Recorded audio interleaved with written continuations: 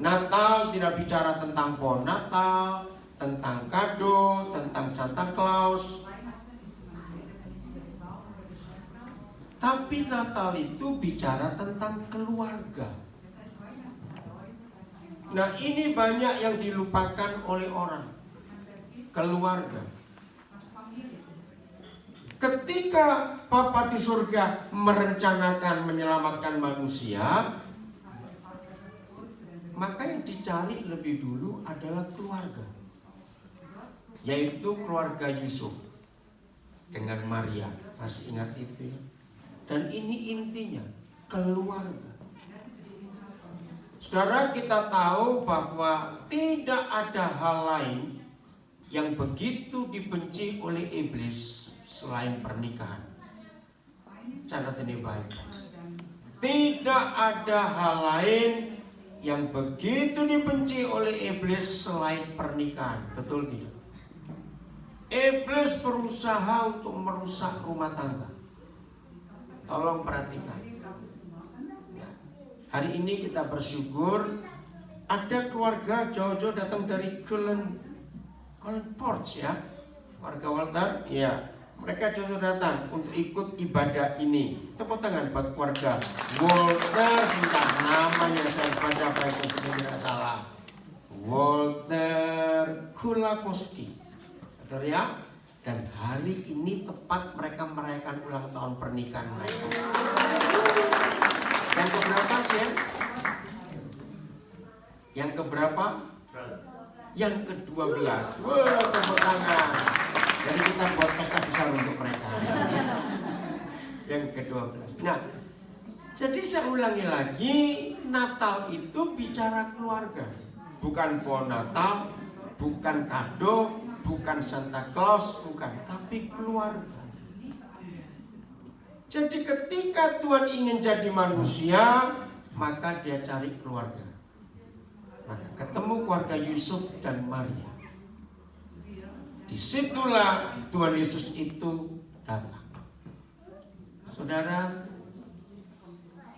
hati-hati dengan anak-anak kita. Bagaimana iblis ingin merusak mereka. Betul nggak? Orang tua saya tanya, betul? Bagaimana iblis ingin merusak anak-anak kita. Maka itu kita harus jaga hati-hati dengan mereka itu. Nah, kita akan lihat Lukas pasal 2. Ayo buka Lukas pasal 2. Tentang ketika Tuhan Yesus berumur 12 tahun, dia ada di Yerusalem. Masih ingat ya? Dan ini perlu kita pelajari baik-baik.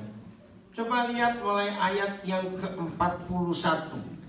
Lukas pasal 2 mulai ayat 41. Di PowerPoint ada Alkitab? Di sini. Gak dicari. Pasti gak ada. Oh, gak ada internet. Oke. Lukas 2:41. Udah, tolong bacakan.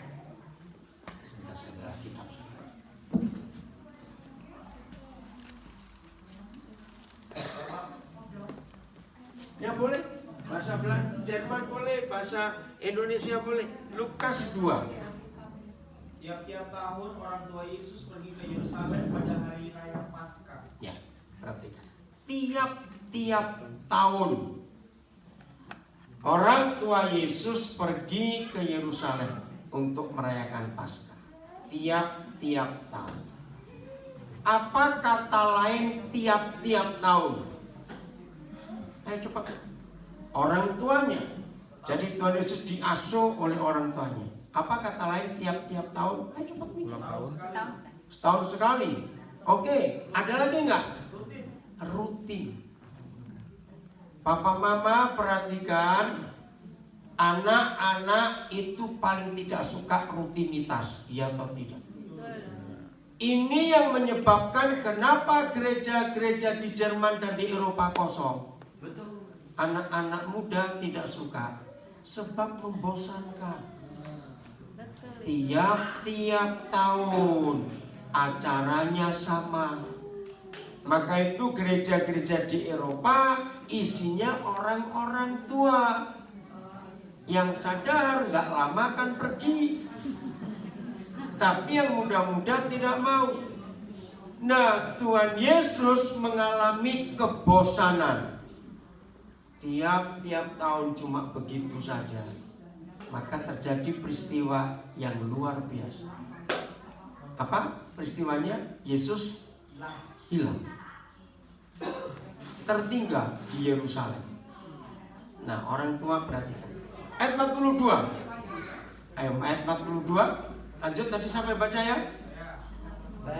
Ya, ayo cepat. 42. Ketika Yesus telah berumur 12 tahun, pergilah mereka ke Yerusalem seperti yang lazim pada hari raya itu. Nah, ya, Jerman silakan. Und das erst 12 Jahre alt war, gingen sie hinauf nach Jerusalem nach Gewohnheit des Festes.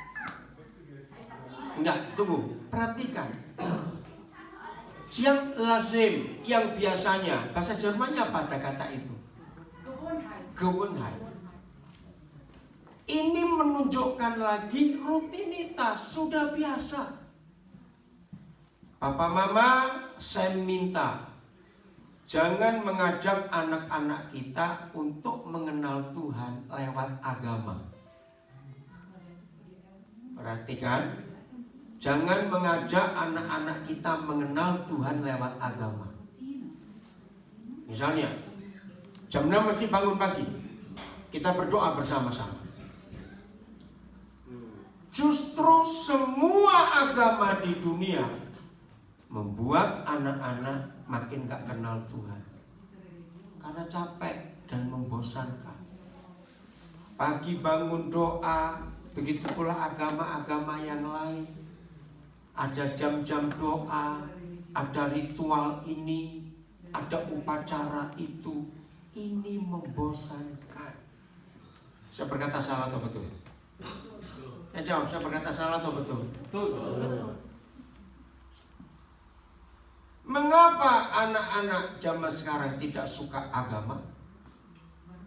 Karena membosankan.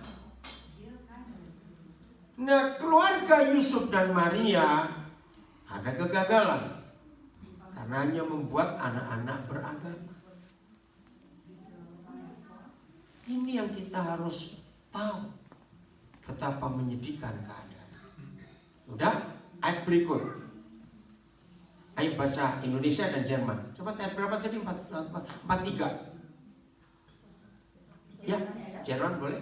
Und da die Tage vollendet waren und sie wieder nach Haus gingen, blieb das Kind Jesus zu Jerusalem und seine Eltern wussten nicht.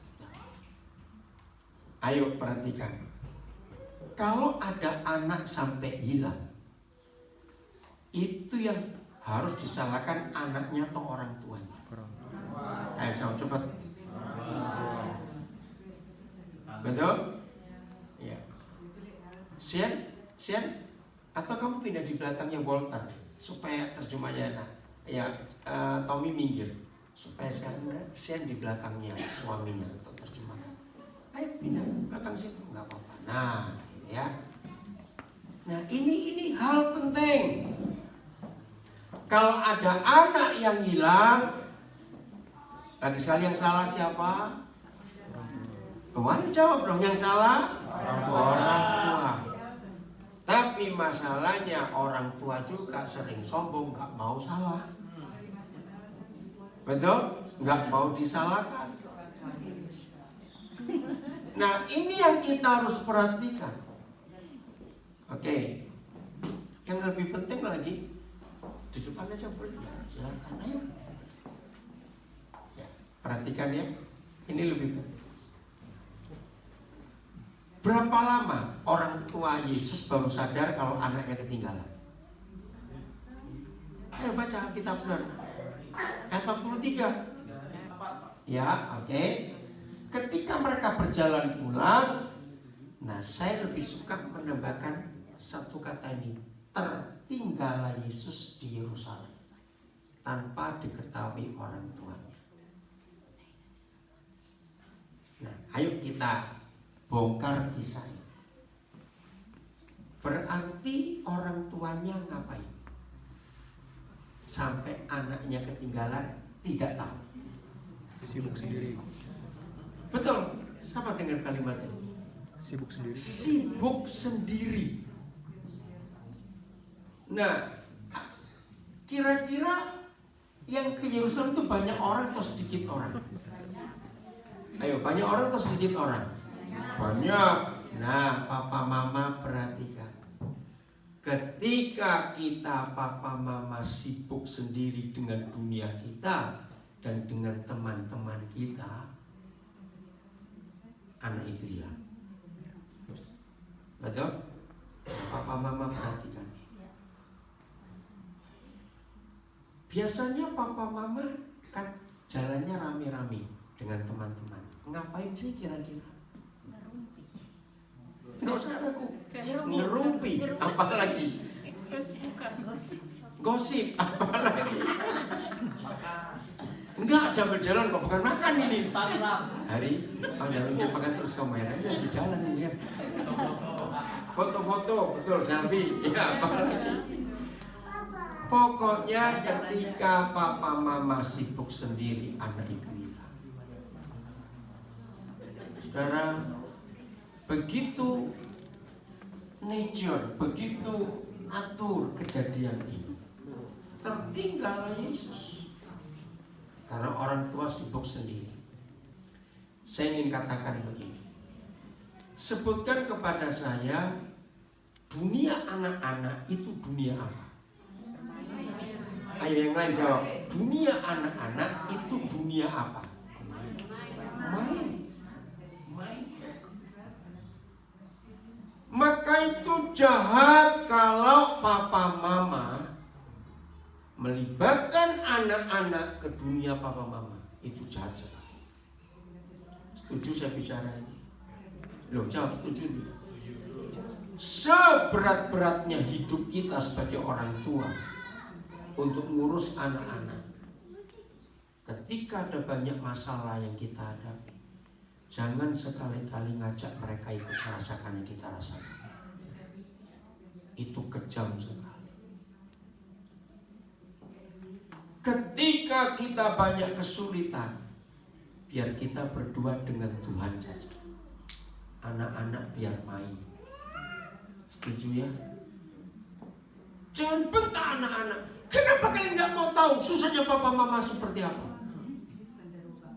Kata salah atau benar? Ayo, kata-kata salah atau benar? Sangat salah. Mereka nggak ngerti. Kenapa tiap kali papa mama bertengkar di depan anak-anak, ada nggak anak-anak bilang, "Hore, lanjut, terus"? Ada yang begitu? Nggak ada. Kalau mereka lihat kita bertengkar, yang mereka alami apa? Nangis. Walaupun mereka nggak tahu ini pertengkaran karena apa, mereka nangis. Maka itu dalam Efesus 4 ayat 26, Tuhan izinkan papa mama boleh marah. Itu Matius 4 ayat 26. Marah. Tapi jangan di depan anak. Nah, saya belajar di ayat itu ya, ada 3 tempat untuk kita pilih kalau kita mau bertengkar. Karena boleh marah. 1, cari kuburan. Papa mama bertengkar di kuburan. Penduduknya nggak dengar. Itu luar biasa. Coba kesempatan 26 ya, nanti kita kembali. Tempat kedua di taman. Nah, di Jerman banyak taman bukan? Park. Oke. Yang ketiga, kalau rumahnya dekat pantai, marahlah di pantai. Nah, pokoknya jangan di depan anak-anak. Coba bacakan Efesus 4 ayat 26. Ya, boleh bahasa Jerman. Kalau susah nggak apa-apa dah, kembali Lukas 2 aja. Susah nggak? Nah, Efesus 4 ayat 26. Ada bahasa Jermannya juga. 26. Ya. Ya, silakan. Efesus 4 ayat 26. Ayo cepat. Bahasa Jerman atau bahasa Indonesia? Ya, apabila kamu menjadi marah, boleh nggak nadanya? Ya, Bahasa Jermannya sampai kalimat itu dulu. Ja, zürnet und sündigen nicht. Ya, pelan-pelan dulu ya. Jadi ada kata boleh marah toh, bukan dilarang marah. Kata-kata marahnya di bawah. Oh, di bawah. Tapi jangan berdosa. Ini yang luar biasa. Jadi suami istri, Efesus 4 itu bicara soal suami istri juga boleh marah. Maka itu anak-anak muda yang belum menikah, dengar baik-baik. Jangan sekali-kali di benak kalian, anak-anak muda, perhatikan, punya konsep aku akan menikah, cari yang cocok supaya rumah tanggaku aman, nggak ada pertengkaran. Salah besar. Alkitab berkata, Heri jangan bilang betul, kamu belum menikah kok. Kamu dari mana kamu ya? Dengar ya. Alkitab itu mengajarkan kalau ada yang ingin menikah dapat yang cocok, menikahlah dengan mayat. Hebat itu Alkitab. Karena kalau menikah dengan mayat, mayatnya nggak bisa tersinggung, nggak bisa bertengkar. Mayat nggak butuh duit. Ngerti ya ilustrasi ini? Maka itu kepada anak-anak muda yang sampai akhir Desember ini, akhir 2017 sudah pacaran 19 kali kamu putus terus, saya sarankan jangan cari yang ke-20. Gak ada yang cocok kecuali dengan mayat. Nah, saya sarankan yang sudah putus 19 kali balik yang ke-17 atau 18. Coba approach lagi. Jangan balik yang ke nomor 1, sudah punya anak nungguin kamu kelamaan. Ngerti maksudnya? Jadi gak ada yang cocok. Ya. Kemarin malam di Munchen saya diminta untuk mendoakan pasangan yang baru menikah 2 hari yang lalu. Lalu kemarin mereka minta saya berdoa. Nah, di dalam doa saya untuk pernikahan mereka, saya bilang harta yang paling luar biasa yang Tuhan sediakan untuk pernikahan kita bukan deposito sekian juta euro, bukan surat tanah. Harta yang luar biasa yang Tuhan sediakan buat pernikahan kita adalah mengampuni, forgive. Catat ini ya suami istri. Nah, ketika saya bicara itu tiba-tiba si istri ini nangis. Saya bilang kepada mereka, sehebat apa masa pacaran kalian, yang namanya kesalahan akan terjadi setiap hari. Setuju tidak saya bilang ini? Yang namanya berbuat salah akan terjadi setiap hari. Maka itu perlu pengampunan. Nah, kebetulan istrinya orang Indonesia, suaminya Jerman. Ketika si suami melihat istrinya menangis, terus suaminya peluk. Begitu suami peluk istrinya, nangisnya tambah kencang. Ya udah, saya berhenti dulu. Padahal saya cuma bilang harta terpenting dalam pernikahan adalah mengampuni.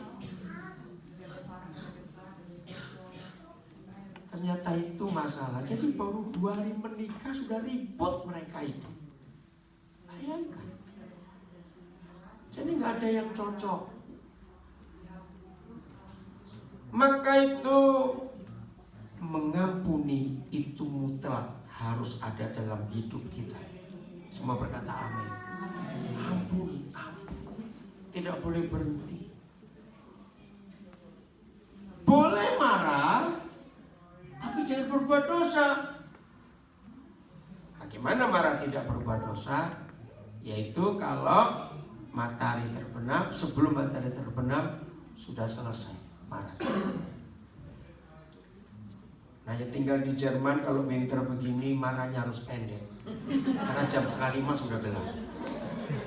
Kalau summer marahlah sampai jam 10, itu boleh. Jadi ukurannya itu matahari terbenam. Serius, ini ayat luar biasa. Nah, apa yang terjadi buat papa mama kalau bertengkar, kalau marah, sudah matahari terbenam, tidak mau berdamai. Lihat ayat 27. Lihat ayat 27. Ngeri sekali ayat. Ayat 27. Ya. Kenapa? Gak apa-apa, kok sedih, tutup. 27. Oh, enggak. Bahasa Jerman itu ya. Boleh, silakan. Perhatikan bahasa Jermannya 27. Gebt auch nicht Raum dem Lästerer. Ya. Jangan memberi ruang kepada Lester, pada si penjahat, si penipu itu. Jangan beri tempat. Ini kok hilang? Oh, enggak kelihatan. Oke. Bahasa Indonesianya, jangan beri kesempatan pada si iblis. Saudara, perhatikan papa mama. Kita masih bicara keluarga ya di Natal. Jadi kalau ada suami istri sudah lewat matahari terbenam tidak mau berdamai, berarti suami istri itu menginapkan setan di rumahnya hari itu. Ini orang bodoh atau orang pintar, setan suruh nginap. Coba orang bodoh atau orang pintar suruh setan nginap? Bodoh. Dan ini firman ini luar biasa. Gak ketemu juga. Gak bisa. Oke. Tapi kembali ke Lukas ya, Lukas itu penting. Saya punya ilustrasi ini. Tiap kali kita punya tamu dan nginap, kita harus siapkan sarapan gak besok paginya? Betul gak? Nah, kalau kita punya tamu terus dia bilang besok cari makan sendiri ya, itu kan gak wajar. Nah, ternyata sama. Kalau papa mama tidak mau berdamai setelah matahari terbenam, berarti setan nginap di rumahnya. Maka catat, setan perlu sarapan. Dan ini yang saya ngeri. Ternyata sarapan setan adalah anak-anak kita. Maka itu mengapa 100% setiap kali papa mama tidak pernah berdamai, anak-anak pasti jadi jahat. Dan mereka ada di luar rumah. Betul atau tidak? Dan ini firman. Ketika Yusuf dan Maria sibuk dengan dunianya sendiri, maka anak cari kesempatan yang lain. Untung kesempatan yang dicari Tuhan Yesus tahu, bukan yang rusak. Dia tertinggal di Yerusalem. Perhatikan papa mama, anak-anak muda yang belum menikah, kalau kalian menikah besok ingat. Jadi tiap kali papa mama tidak berdamai, maka setan nginap di rumah. Kita tolong terjemahkan, penting sekali.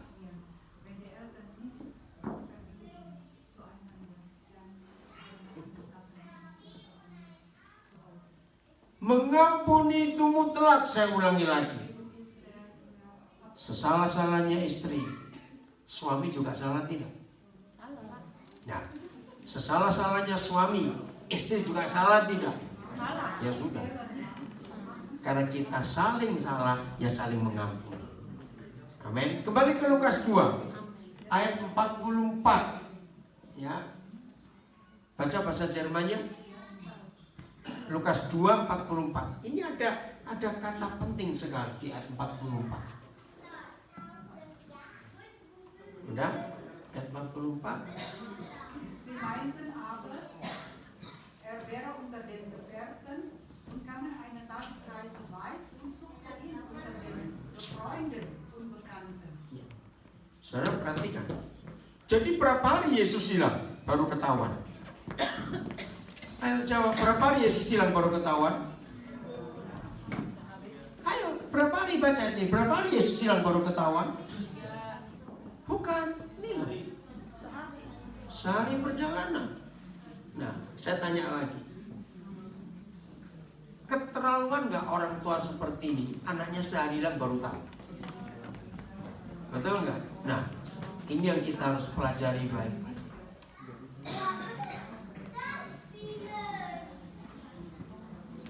Wita tadi bahasa Jerman, tapi belum dengar.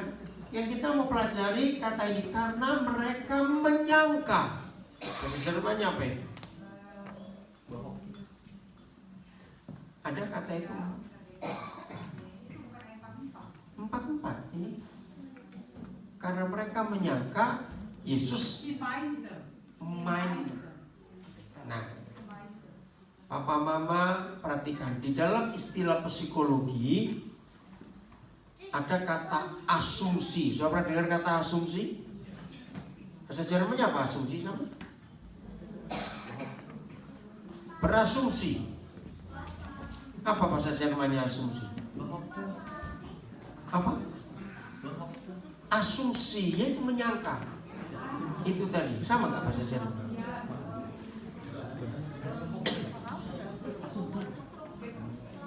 Oke, ngerti ya? Nah, perhatikan. Vermutung, perhatikan ya. Oke, saya tanya. Asumsi vermutung itu fakta kebenarannya besar atau kecil? Jawab, fakta kebenarannya besar atau kecil? Kecil sekali. Maka itu suami istri, masalah terbesar dalam pernikahan kita ketika setan merusak pikiran kita untuk berasumsi tentang pasangan kita. Betul tidak? Apalagi dengar katanya, dan katanya. Sering gak hubungan kita sesama teman jadi rusak karena katanya? Jawab. Sering tidak? Sering. Dan ini yang berbahaya. Jadi Tuhan Yesus disangka oleh papa mamanya, oh mungkin ikut om ini, ikut tante itu, mungkin ikut sana. Betul tidak? Nah, dari sini kita melihat kesalahan lebih besar lagi. Berarti sebagai papa mama, mereka menyerahkan tanggung jawab tentang anaknya kepada siapa? Kepada orang lain. Ini sudah salah besar. Betul ya? Ini salah besar. Bagaimanapun sibuknya papa mama, anak-anak tetap tanggung jawab papa mama. Jangan, oh ada yang situ kok, ada yang itu jaga. Tidak boleh. Harus papa mama. Saya tidak tahu di antara kita yang hadir hari ini, dalam pernikahan kita dan keluarga kita, yang hari-hari sedang bermasalah karena asumsi, vermutung. Karena orang ini ngomong begini, orang itu ngomong begitu. Hati-hati. Jelas ya? Ayat 45. Karena mereka, yaitu papa mama, tidak menemukan Yesus di antara semua orang, kembalilah mereka ke Yerusalem sambil terus mencari dia. Baru mulai panik. Ya, 45 silakan baca bahasa Jermannya, Rita.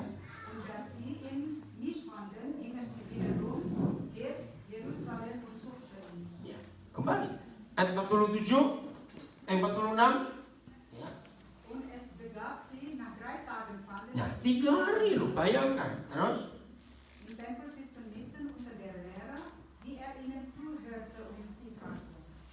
Ini yang saya katakan, untung pelarian Tuhan Yesus bukan ke narkoba, ke kejahatan-kejahatan yang lain. Tapi anak-anak yang kurang perhatian dari orang tuanya pasti akan cari perhatian yang lain. Betul tidak? Nah, Yesus umur 12 tahun. Oke, saya beri ilustrasi begini. Apa yang dialami oleh seseorang kalau dia main pingpong gak ada lawannya? Ngerti gak? Ayo, makanya ayo, rasa apa itu? Main pingpong, pengen main pingpong tapi gak ada lawannya. Bosan. Bukan cuma bosan, apalagi? Bolanya gak balik, bukan cuma itu. Hambar. Nah, rupanya Tuhan Yesus tidak pernah dimengerti oleh papa mamanya. Nah di rumah Tuhan Yesus nggak ketemu rival, nggak ketemu lawan untuk argumentasi tentang yang dia cari dalam hidup. Maka itu ketika papa mama menemukan dia di bait suci, tengah duduk dengan alim ulama dan ada diskusi. Ya, kita tidak diberitahu berapa umur para imam-imam ahli Taurat ini. Tapi Yesus umur 12. Kira-kira saudara nyebut paling muda, imam-imam itu umur berapa? Paling muda aja 60. Kira-kira. Berarti berapa kali usia Yesus? Heran enggak?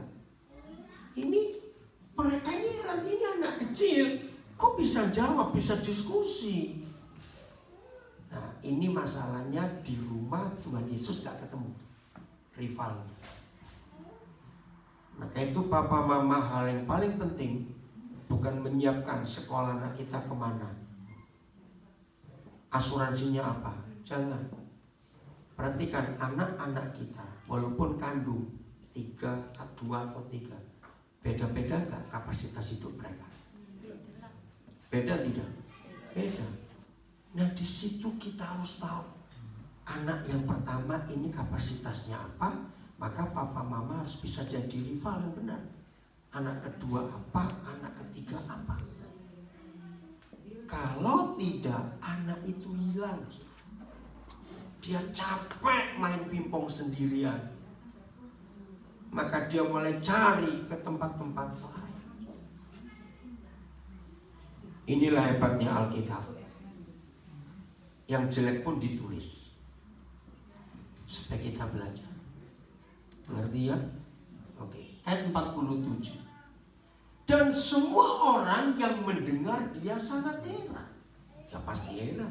Anak 12 tahun bisa disusul orang yang umurnya 4 kali lipat dari dia. Heran akan kecerdasannya dan segala jawab yang diberikan.